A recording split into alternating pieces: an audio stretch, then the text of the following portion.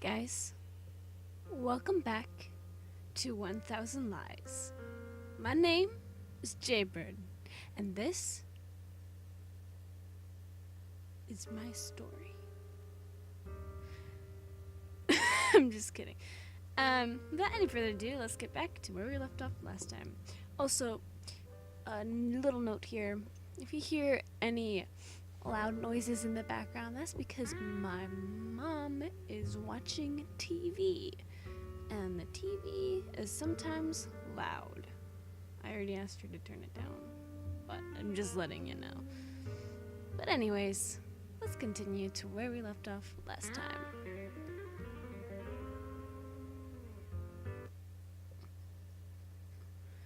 No, wait. What am I doing? I mean, yeah, okay, maybe I just got caught up in all of the excitement.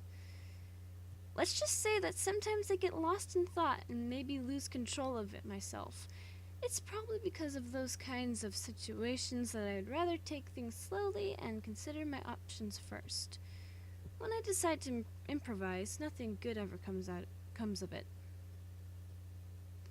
After leaving the playground, I tried to catch up with the mysterious girl before I lost sight of her, while also trying to be careful as not to let her see me.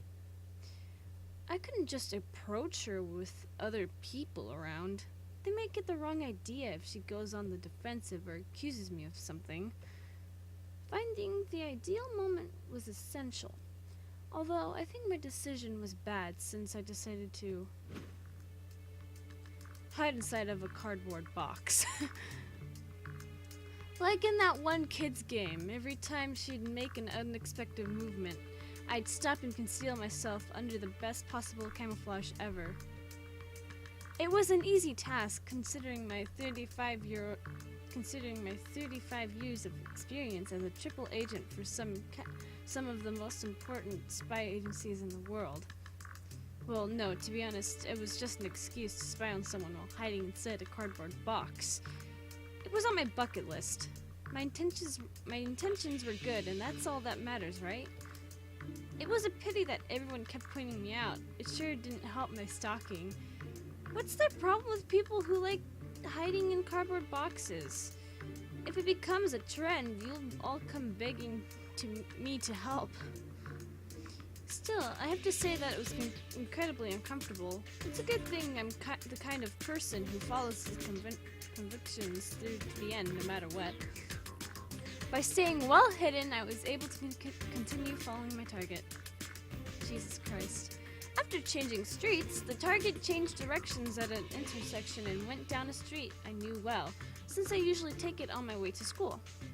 It was hard to keep up with her the whole way. I'm not good at sports. In fact, I'd say I'm below average as far as proficiency is concerned.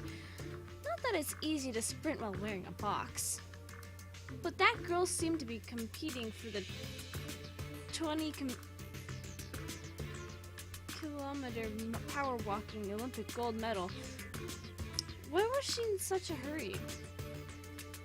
We passed by a flight of stairs. That would have been a good place to stop, take the stairs down, and return home. I even lived nearby too. What a pity that my common sense was turned off or out of range. Maybe the cardboard box stopped the connection from getting through. Finally, we reached an apartment block, forcing me to leave my companion Q behind. I discreetly followed behind her and used my foot to catch the door before it slammed shut. Then I snuck into the lobby. In for a dime, in for a dollar. But by then I'd probably lost sight of my objective. I ran up the stairwell as quickly as I could while my target used the elevator and found myself in front of the apartment when she entered only moments ago. The pursuit should have ended there, but then she came back out of her apartment. It took less than a minute for her to reappear, having left all of her art supplies inside. Luckily, I was hidden out of sight in the stairwell. Imagine my surprise when she not only walked away, but also left her apartment's door ajar. The thing is, I've never been good when it comes to resisting temptation, so I took a small peek inside. I saw a single light on in one of the rooms.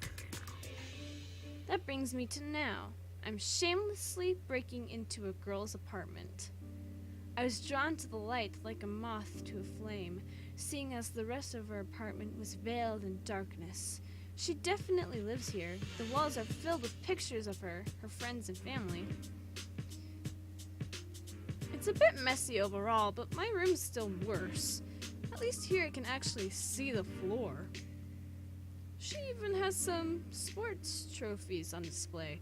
The closest thing to trophies you can find in my room is my figure collection. Worst of all, I can't find any clues to the mystery. My package definitely isn't here, and there isn't any evidence that she knows me somehow. I shrugged before deciding to leave, but not before returning the pencil I found at the playground and placing it on her desk. I figure it's the least I can do now. At first I thought about leaving it with the rest of her art supplies, but I couldn't find them, so on the desk it goes. I make my way through the darkness and out of her apartment, quietly grumbling and wondering how I can be so unlucky. The front door is difficult to open, even using my full strength, because the frame is close to the floor, making it resistant to movement. But carefully I managed to quietly open the door. Shit. Isn't it hilarious how easy I can just close the door again?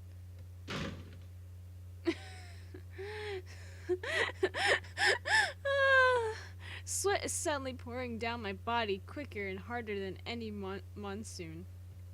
She, the mysterious artist, is now standing on the other side of the door. Not that it's weird, considering this is her home, but why'd she come back so soon? Why is she always in such a hurry? Calm down, Sharon, calm down. She's outside. She saw you, but it isn't the end of the world. I've got it. I can jump out the window. It's only the top floor and I can fly away. Yes, fly away. What am I saying? The adrenaline rush isn't letting me think clearly. My mind is foggy and it feels like my thoughts are at odds with each other. On one hand, there's a chance that she's the culprit of the malevolent email. If that's the case, then she won't think it's weird that I'm here and we can talk it through. On the other hand, she might not have anything to do with that, and it'll look like I'm a common thief who sneaks into my victims' homes. I'll have to take everything into careful consideration. In some places, they take me out and shoot me for being here. Wait a minute. I've got an idea. Yes, an idea. It isn't a good one, I know, but it's better than trying to fly away, and that's good enough for me. Actually, I don't even know if it'll help me, but it's already too late. I have to try. I take a deep breath, release it, and then brace myself to speak quickly enough that the artist won't have a chance to respond until I'm done. Hello in the name of freedom!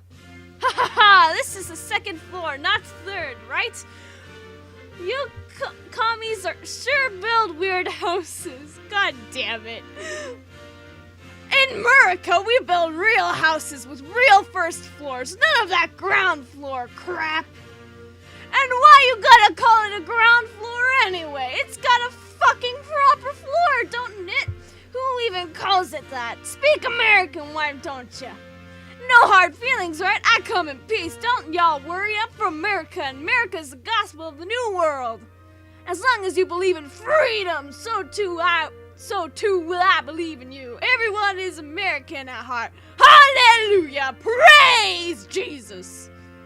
If you exist, America will come for y'all. Freedom is just like real American hamburgers. Everywhere. Every man, woman, and child in the world that isn't a freedom-hating baby Jesus, killing terrorist, foreigner, kebab, and feels the power of freedom in his or her heart as a child of America, brother in arms. Won't y'all let your brother into your house? You castle my casa, ain't that what y'all Mexicans say anyway? Well, I can't even speak anymore. You castle my casa, is it? Ain't that what y'all Mexicans always say? Ha ha ha! God bless this country, little girl, and God bless you. Ha ha ha ha! The girl, overwhelmed by my pseudo-patriotic spirit, takes a couple of steps backwards, speechless. She doesn't scream, just asks who I am. I decide to to really get into character and speak with the composure of a true American hero and the grace of one of the founding fathers of the Constitution. Remember my name, little girl, 'cause I'm only saying it once. The name's John. Oh my god, I thought you was gonna say John Cena. John Mackenzie. The lights suddenly go off, and I opt to take the opportunity to run to the stairwell and feel like a hillbilly is taking pot shots at me. I would love to say that the miracle was thanks to the soul of Benjamin Franklin, summoned by my patriotism, who then destroyed the electrical system. Sadly, that wasn't it. It was thanks to the automatic timer on the apartment that turns off the porch lights after several minutes to conserve energy. It wasn't part of the plan, but I ran with it anyways. What I'm focusing on right now is escaping as quickly as possible. I'm running out of time. After all, soon the lights will turn on again and... Thief!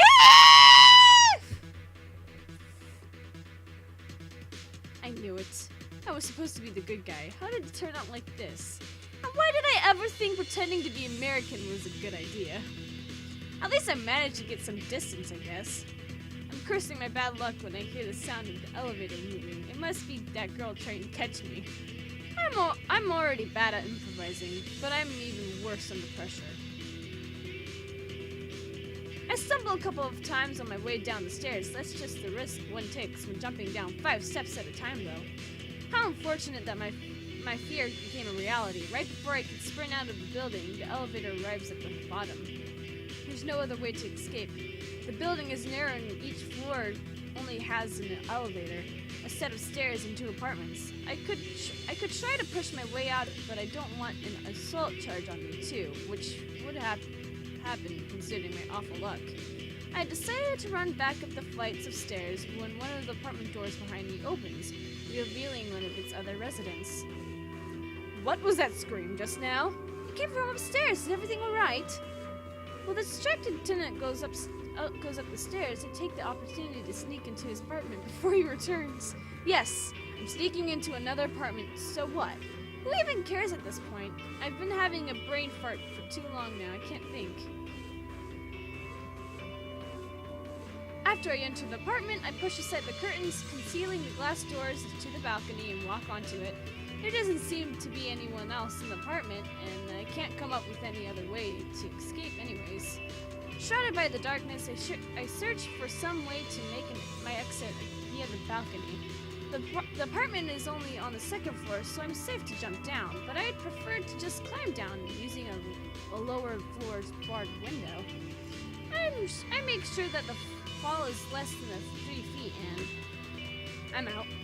Surprisingly, my escape went smoother than expected. It was almost too easy. I can't believe it as I caressed my right leg. I expected it to ache from the pressure of that jump. Thankfully, everything seems fine and totally unharmed. I stopped wasting time and began running, overjoyed the whole way home. Everything happened so fast. I tried to convince myself that it was all just a bad dream, and tomorrow I'll forget about it. For some reason, though, I can't stop laughing.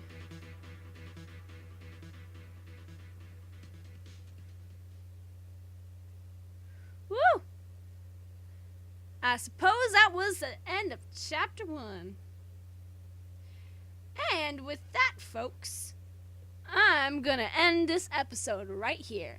If you liked that episode of 1000 Lies, leave a like down below, leave a comment down below, share it with your friends, subscribe if you haven't, ring that notification bell, and remember, die safely. Bye-bye!